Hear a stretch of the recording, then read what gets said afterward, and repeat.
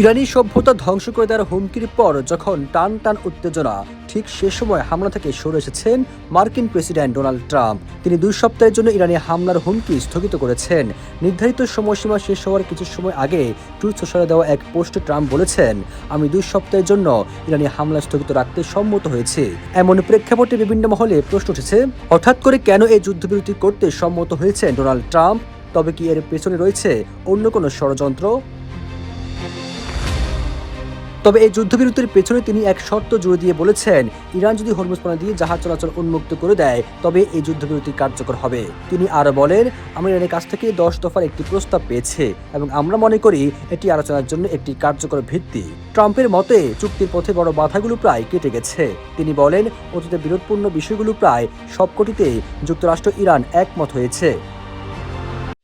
Hire Google TV. Smart living powered by Homey AI. এদিকে 2 সপ্তাহের যুদ্ধবিরতির মাধ্যমে যুক্তরাষ্ট্রের বিজয় হয়েছে। হোয়াইট হাউসের প্রেস সেক্রেটারি ক্যারোলিন লেভিট ইরানের সঙ্গে 2 সপ্তাহের যুদ্ধবিরতিকে যুক্তরাষ্ট্রের একটি বিজয় বলে দাবি করেছেন। সামাজিক যোগাযোগ মাধ্যমে তিনি বলেন, আমরা 38 দিনে একটি মূল সামরিক লক্ষ্য অর্জন করেছি এবং তা অতিক্রমও করেছি। লেভিট আরও বলেন, আমাদের সামরিক বাহিনীর সাফল্য সর্বোচ্চ দর কষাকষির সুযোগ তৈরি করেছিল। এটি প্রেসিডেন্ট ট্রাম্প ও তার দলকে কঠিন আলোচনায় বসতে সক্ষম করেছে এবং সেই আলোচনা এখন একটি কূটনৈতিক সমাধান ও দীর্ঘমেয়াদী শান্তির পথ খুলে দিয়েছে।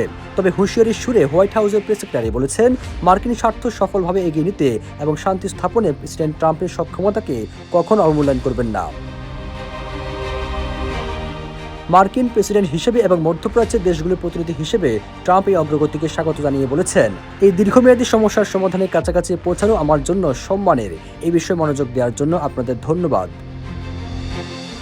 সবুজ আলম, নিউজ ডেস্ক, ইত্তেফাক।